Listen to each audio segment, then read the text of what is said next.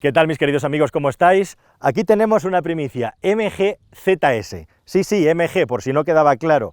La marca británica tradicional que hoy en día es propiedad, hace ya bastantes años, del conglomerado chino SAIC. A pesar de eso, a pesar de que sea una marca propiedad de un grupo chino, la marca no ha dejado nunca de ser inglesa, pero eso sí, las tecnologías que lleva este vehículo, así como las baterías, porque este es un vehículo eléctrico, son puramente chinas. Las baterías, por cierto, de CATL, uno de los mayores fabricantes del mundo de baterías para automóviles eléctricos. Y este ZS es un coche interesante porque inaugura la reentrada de MG en toda Europa, una apuesta importante y tradicional.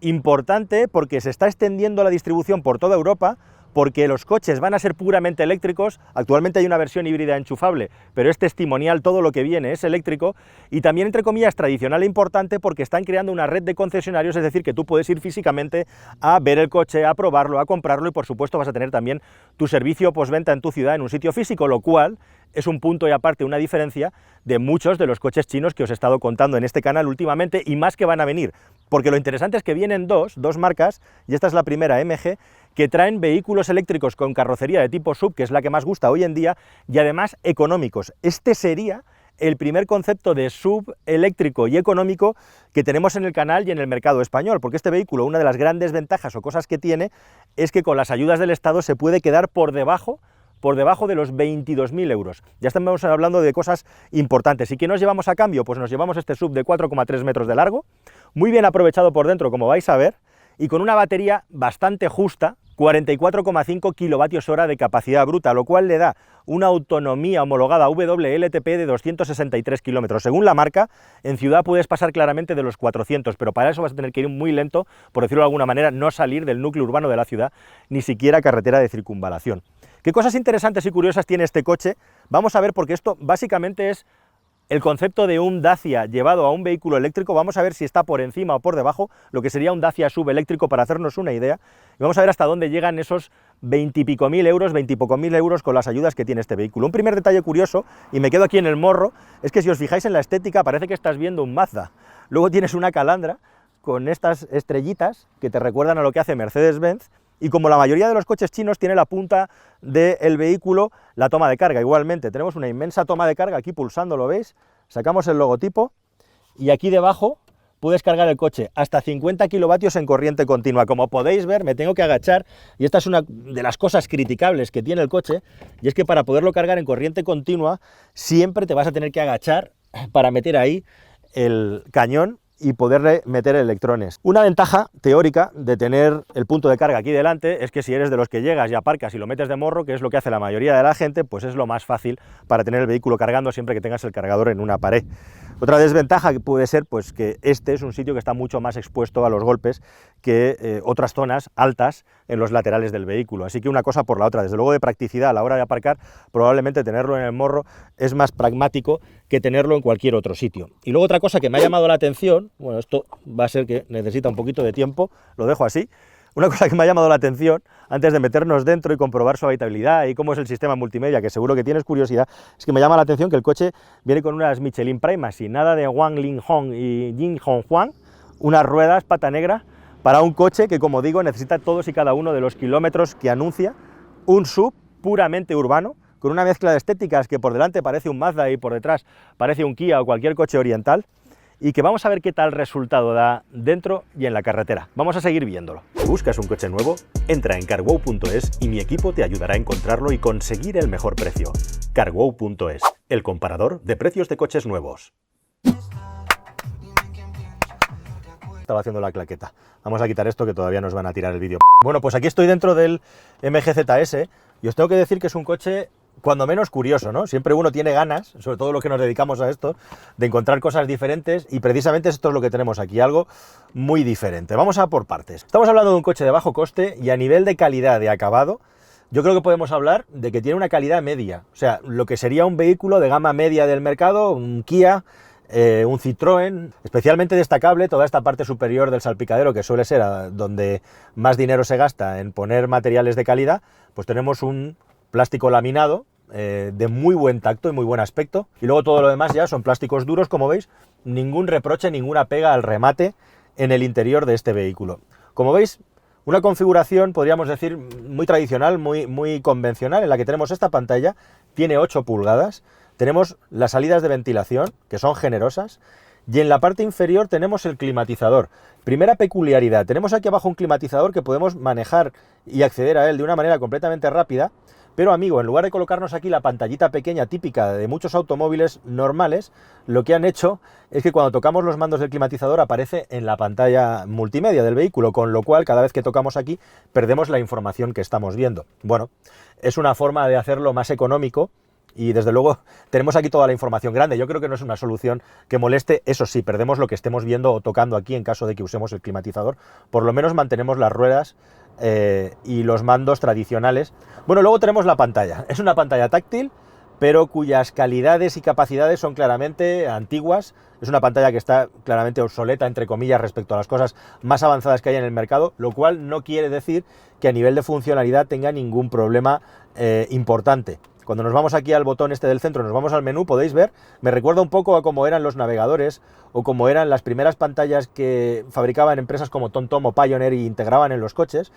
Bueno, pues tenemos, como veis, dividido en tres pequeños apartados la información: audio, navegación y Android Auto y Apple CarPlay. Sí, este coche tiene eso, que es lo que os interesa a la mayoría.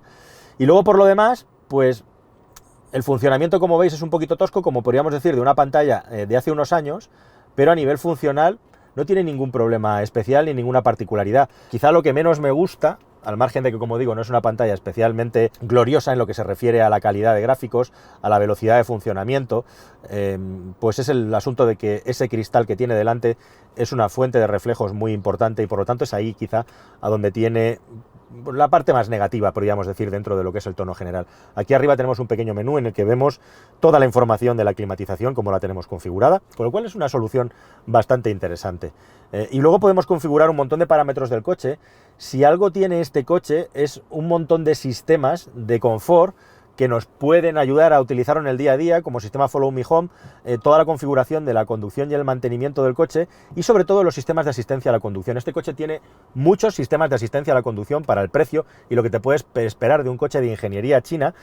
Tenemos, además del sistema de asistencia a la velocidad, podemos tenerlo en modo inteligente, es decir, que el coche de una manera predictiva acelere y frene. Tenemos alerta a la salida de carril, tenemos además frenada automática, todo esto englobado en un paquete que se llama MG Pilot, en el que podemos configurar todos los sistemas de asistencia a la conducción, advertencia a la colisión delantera, alerta de peatones con frenada automática y asistencia a la conducción posterior. En definitiva, un paquete de asistencia a la conducción muy potente, que podemos manejar en esta pantallita, como digo, con sus pros y sus cons, todo muy sencillito. Y luego tenemos aquí tres botones, aquí debajo, muy, entre comillas, cachondos. Tenemos tres modos de conducción, tenemos un modo normal, por defecto, en el que arranca el coche, y luego tenemos un modo eficiente y un modo Sport. Ahora vamos a salir a la carretera y los vamos a probar bien. Son unos cachondos, además, porque tiene tres sistemas, tres modos de retención, de recuperación de energía. No tenemos levas, tenemos aquí un volante grande y le han llamado KERS, como si fuera esto un Fórmula 1. Y luego Battery, simplemente tocando el botoncito de Battery, aquí en la pequeña pantalla de la instrumentación nos va a indicar cuánta batería nos queda. En este caso, a mí ahora mismo me quedan 149 kilómetros. Y luego la instrumentación, como veis, tradicional, no es una instrumentación digital, aquí se ahorra dinero. Tenemos un voltímetro de la batería de 12 voltios, cosa muy curiosa, y un indicador de carga de la batería. Igualmente tenemos un potenciómetro del motor eléctrico, en el que podemos ver, pues, de una manera fija cuál es la parte verde, la parte de más ahorro de energía y la parte de entrega máxima de potencia. Estoy sentado en la versión Luxury, que tiene el mejor acabado, los asientos son de piel, son unos asientos que sujetan bien y son cómodos, agradables. No voy a poder hacer un viaje largo con este coche porque no da para eso. Tampoco son unos asientos que estén especialmente pensados para una conducción deportiva, son unos asientos confortables sin más. Una posición de conducción sub, pero podemos ir bastante bajos porque este no es un coche especialmente alto. Hay dos detalles interesantes, uno es que tiene control de descenso de pendiente, como veis tiene un equipamiento bastante apañado, pero luego, imperdonable, que no tengamos regulación en profundidad del volante, que es algo, bueno, pues que en un coche como este te lo esperas, ¿no? Por contra, como digo, teniendo en cuenta que es un vehículo que tiene un espacio interior bastante generoso, no me ha sido muy difícil encontrar mi posición de conducción idónea y me gusta que vamos un poquito más bajo de lo que cabría esperar para un vehículo de este tipo. Y aquí detrás, mi compañero está sentado grabando y mide 1,88 y al margen de que yo me suba al coche, me voy a bajar y voy a grabarlo con mi cámara simplemente para veáis cómo, estando yo en mi posición de conducción normal, habitual, que tendría para viajar con este coche. Así que vamos a echar un vistazo porque el tema del espacio interior es de lo más interesante que tiene este vehículo en relación a lo que ofrece y a su tamaño.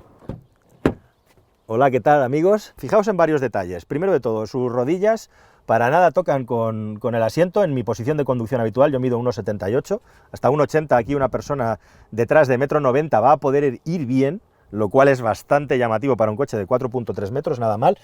Segundo asunto, esas albercas que tiene por pie se pueden meter completamente debajo del asiento, con lo cual hay un extra de confort ahí.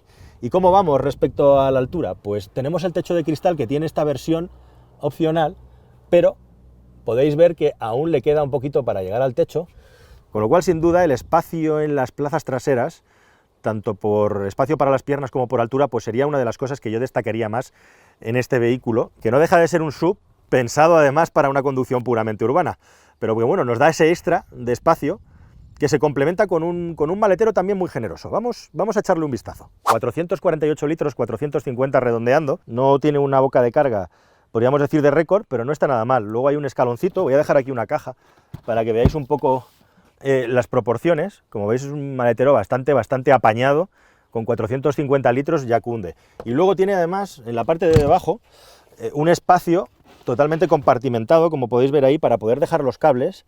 Tenemos el cable tipo 2 y también el conversor para poder conectar a un Xuco, incluido el kit anti-pinchazos sin tener que estar con los cables bailando. Y un par de redecillas sencillas, pero útiles también para dejar objetos en los lados que no sean muy grandes para que no vayan bailando según vas conduciendo. Bueno, amigos, pues vamos a hacer el test de conducción del coche. Primero de todo decir que tenemos una temperatura infernal ahí fuera y tengo el aire acondicionado a tope. Es curioso porque el aire acondicionado ni siquiera te marca la temperatura, más frío o más caliente, como en los coches antiguos. Y para emprender la marcha tenemos que poner en la ruleta el D. Es una ruleta grande, tiene 3 posiciones, marcha atrás, marcha adelante y neutral.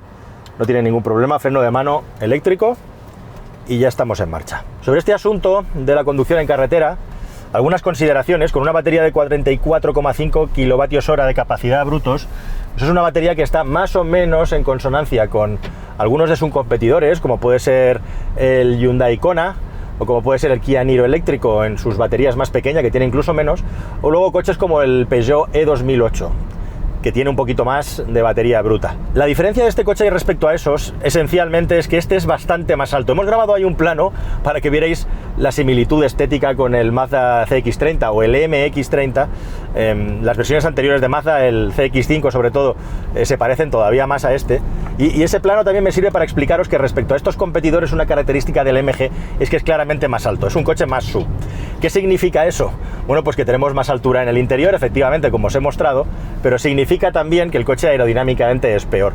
Y con esta carrocería SUV claramente de todoterreno alta, eso penaliza el consumo. De hecho, de todos los coches eléctricos que hay en esta clase, como os he dicho, este es el más barato y tiene también el consumo más alto. Solo hay una excepción, el Mazda MX-30 tiene un consumo peor. Este anuncia 18,6 kilovatios de consumo a los 100 kilómetros, lo cual en una conducción normal pues nos dan esos 260 kilómetros WLTP homologados, que en condiciones extremas de clima o de conducción pues se pueden quedar en muchos menos.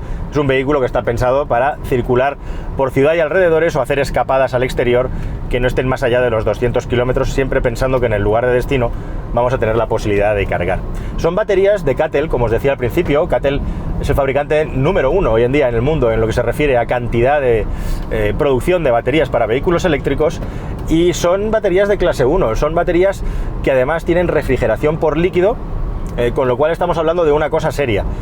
Y con 143 caballos este coche, bueno, pues tiene por supuesto suficiente capacidad y agilidad. Estamos hablando de un 0 a 100 en 8,5 segundos aproximadamente, lo cual no está nada mal. El 0,50, como ocurre en la mayoría de los coches eléctricos, es todavía más brillante si cabe, lo hace en poco más de 3 segundos. Es un vehículo que va muy bien asentado al suelo, es un vehículo que balancea cómodo, pero tiene un tacto muy suave y bien asentado, como digo, gracias a esos neumáticos Michelin Primacy que lleva esta versión, esta unidad que estoy probando. Tiene tacto típico de coche eléctrico, se nota blandiblu, se nota fofito, pero al mismo tiempo es un coche estable, que es una de las características principales que tienen los vehículos eléctricos. Son coches que tienen una suspensión claramente orientada al confort, cuyo balanceo puede inducirte a pensar que es un coche torpe, pero luego tienen esa capacidad para virar gracias al reparto de pesos y a tener un centro de gravedad más bajo, pues con un agarre y con una seguridad muy alta. Este es un coche claramente cómodo y orientado al confort, como digo, lo que no significa en absoluto que sea un coche especialmente torpe, y pues las limitaciones las pone un poco el sentido común, lógicamente, y el hecho de que la carrocería, como habéis podido ver ahora que he pasado por un resalte potente un poquito más rápido de lo normal, para que lo notaréis, balancea claramente. Es un coche, como digo, muy orientado al confort. Tiene una cosa interesante el vehículo, y es que pesa 1500 kilos. Una de las cosas buenas de tener una batería con algunos kilovatios hora menos, es que el peso no se dispara, no se vuelve loco. Es un coche que ha tenido 5 estrellas en Euro NCAP. Podrías pensar, ostras, a nivel estructural, ¿qué tal lo han hecho? Bueno, con todos los sistemas de seguridad activa que tiene, es irremediable que los tenga si quiere tener 5 estrellas en Euro NCAP, y el test de choque ha salido razonablemente bien, con lo cual estamos hablando de que por ahí no se ha escatimado, y al final 1500 kilos de peso en un coche de este tipo, pues está muy bien. Por contra, como digo, es un asunto puramente de aerodinámica, al margen de que el sistema de propulsión eléctrica esté más o menos afinado, el hecho de que el coche tenga un consumo alto. Como digo, estamos circulando en condiciones extremas, tenemos nada menos que 36 grados ahí en el exterior, y eso también pasa factura a la autonomía. Autonomía que tenemos aquí puesta de una manera bastante pedestre, podríamos decir, en la instrumentación, pero que luego, tocando el botoncito de batería que tenemos aquí grande, pues nos da el rango hasta llegar a vaciarla del todo. A mí me quedan ahora mismo 148 kilómetros, cuando salimos de Madrid teníamos aproximadamente 280, y con toda la conducción que le hemos estado haciendo esta mañana para probarlo, pues en el entorno de los 100 kilómetros reales hemos rebajado la autonomía alrededor de unos 130 kilómetros aproximadamente. El sistema KERS de regeneración energética, con la palanquita que tenemos aquí delante, son 3 posiciones en las que se nota claramente la diferencia. Voy a adelantar a un camión ahora. Por supuesto, la inmediatez de la entrega del motor eléctrico es una gozada, y esos 143 caballos cunden sin duda de sobra para poder alcanzar la velocidad adecuada para poder hacer un adelantamiento con seguridad. Tiene la velocidad autolimitada a 140 km por hora, aunque por la instrumentación llega claramente más arriba. Se supone que es error del velocímetro. Y el sistema de regeneración de energía con 3 posiciones, pues muy racional. Una posición puramente de deslizar, una que tiene una retención parecida a la de un automóvil térmico, y otra en la que tenemos más retención, ideal para bajar un puerto de montaña, como acabo de hacer yo ahora, en el que prácticamente no he perdido ni un kilómetro de autonomía. El tacto de freno, 2 notas al respecto. Mi sensación es que la distancia de frenada no es muy brillante. En estos coches es habitual que se fíe bastante a la frenada regenerativa, y no se suele hacer bastantes alardes en materia de sistema de frenada. Pero lo que sí que me parece que tiene muy bueno, y no es algo habitual en coches eléctricos, es un tacto de frenada. Es decir, tiene un tacto de frenada durante todo el recorrido muy uniforme. Y eso es una cosa que me gusta, y que ayuda a modular la frenada con facilidad cuando estás conduciendo un vehículo como este, en el que además estás un poquito aislado de las sensaciones, precisamente porque no hay ruido, no hay vibraciones, etc. Así que una cosa y la otra, la cal y la arena. Mordiente de los frenos, la justa para detenerlo bien, con el plus de que tenemos la frenada regenerativa, y por lo tanto muchas veces no vamos a tener que tocar el pedal de freno. Por contra, el tacto del freno, bastante bueno, la verdad, mejor de lo esperado. Y luego el segundo matiz que tiene el vehículo es que, siendo un coche estable, siendo un coche seguro, está claramente orientado hacia el confort en cuanto a amortiguación. Y eso hace que en apoyos fuertes, es decir, cuando el vehículo está tomando una curva y está bastante balanceado, al hacer un cambio de dirección, pues le cuesta un poquito, es un pelín torpe, es decir, no es un vehículo que tenga, lógicamente, una capacidad para seguir las indicaciones del volante muy ágil. Es un vehículo que está clarísimamente orientado al confort, y desde el punto de vista del confort es destacado. O sea, lo que pierde en dinamismo lo gana por la parte de confort. En una carrocería de este tipo es evidente que quien compre este coche va a estar más pensando en eso que en irse a una carretera de montaña a hacer curvas, como es lo que estoy haciendo yo ahora. O sea que eso no debería de ser un impedimento para todo aquel que lo esté buscando, aunque sí que creo que es una información, un detalle a tener en cuenta. A nivel de aislamiento acústico en carretera, bueno, pues estaría en una zona media. No es de los más destacados, pero tampoco es de los más malos. Es un coche que aguanta bien en esas circunstancias pues por lo menos hasta unos 120-130 km por hora, que tampoco va a haber una velocidad superior a la hora de conducir en un coche de este tipo. Y hay un punto que quiero subrayar para bien en este vehículo, y es el asunto del aislamiento acústico, que para ser un automóvil eléctrico de, entre comillas, un coste tirando abajo, está bastante mejor resuelto que en muchos coches eléctricos que son más caros. Cada vez tengo más claro que una parte de la influencia de esto es precisamente por ir conduciendo un vehículo en una posición elevada que está algo más lejos del suelo, y este coche lo tiene. En todo caso, sea como fuere, este es un vehículo que tiene un tacto sólido, un tacto agradable al volante. Es un coche que está muy bien aislado acústicamente y que además es muy cómodo para autopista. Y esos elementos juntos lo hacen un vehículo claramente por encima de las expectativas que yo tenía en lo que se refiere a un confort en una conducción normal, ya sea por una autovía de circunvalación, ya sea saliendo a una autopista, donde la autonomía va a ser la mayor limitación. Autonomía, por cierto, también, que a pesar de que no es muy elevada, me ha parecido que se mantiene de una manera consistente y fiable en lo que se refiere a las indicaciones del cuadro de instrumentos. A nivel de carga, ahí también se nota un poco el asunto del precio y que no es un modelo completamente nuevo, que tiene ya un par de añitos. Podemos cargar en corriente alterna hasta 6,6 kilovatios de potencia recibiendo, y en corriente continua tenemos 50 kilovatios, que es una cifra ya pues de vehículo que ya se va quedando un poquito atrás, lo cual implica que teniendo una carga de batería pues alrededor del 15-20%, vamos a poder subir al 80% en aproximadamente 40 minutos, que es lo que viene siendo habitual pues en vehículos que tienen de 4 a 2 años de antigüedad. Bueno, lo principal y lo más destacado aquí es que también entre coches que están bordeando los 20.000 euros de precio final, la carga en corriente continua a 50 kilovatios es habitual todavía. Hubiera estado muy bien que llegara a los 100 kilovatios. Desconozco si en una próxima actualización será posible, pero de momento nos conformamos con 50 kilovatios, que por cierto, es la unidad de medida de la mayoría de los cargadores que hay ahora mismo implementados a fecha de 2021 en España. O sea que si tuviéramos una capacidad de carga mayor tampoco la íbamos a poder aprovechar, porque no todos, por supuesto, los hay ya mucho más potentes, pero aproximadamente yo diría que el 60%, 70% de los cargadores en carretera continua son de 50 kilovatios actualmente. MG ha entrado con fuerza en Europa y en España. Ha decidido crear una red de concesionarios tradicionales y a mediados de 2022 estará ya representada en todas las principales capitales de provincia del país. Lo están haciendo de manera progresiva y también en función del tamaño del mercado, concentrándose en el inicio en Cataluña y en Madrid, pero como digo, rápidamente creando esa red de distribución tradicional en la que vas a poder comprar el coche. Ellos dicen que tienen stock ahora mismo de todos los modelos que venden, y además con el añadido